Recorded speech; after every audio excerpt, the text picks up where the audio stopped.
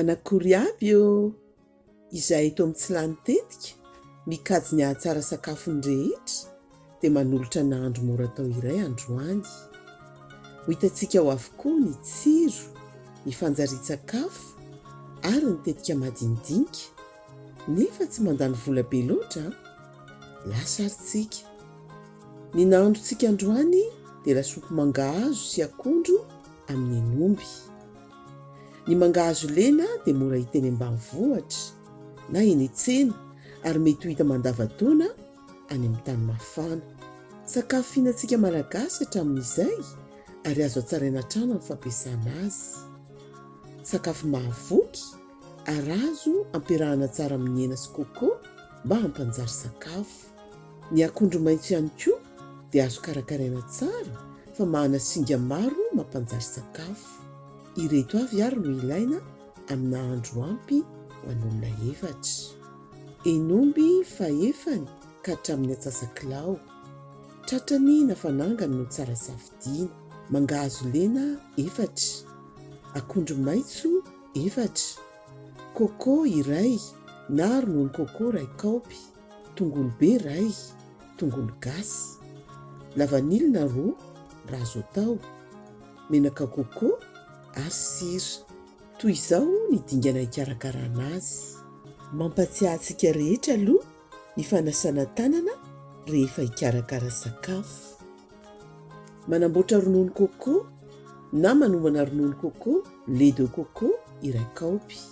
Tetehina ny hena, tetehina ny tongolo be, voasana dia tetehina ny tongolo gasy.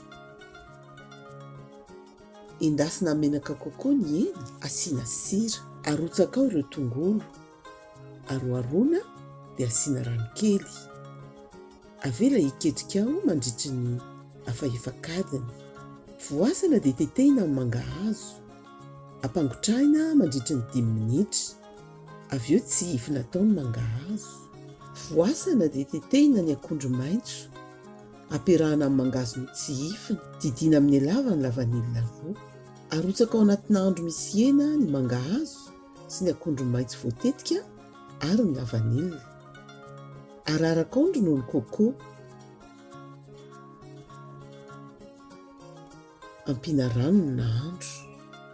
Kitrehina 15 ka hatramin'ny 30 minitra amin'ny vilany kokoty na adiny 1 amin'ny vilany tsotra mba hampalemy tsara ny hena.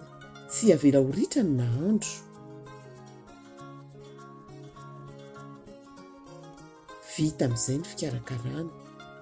Loarana ho anaty sopiera dia aroso. Ireto misy tetika kely mikasika io nahandro io. Raha afaka mamboly mangahazo na azo fihinam-boa toy ny akondro eo tokotany ianao dia ho latsaka be mihitsy ny vidin'ny nahandro io. Mbola hatoronay amin'ny fandarana hafa ny famokarana madinidinika eo an-tokotany.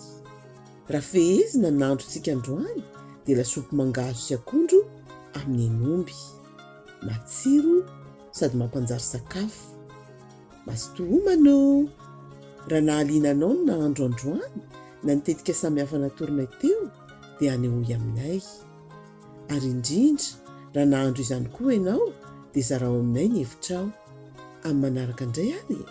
Izay moa sy amin'ny afarako.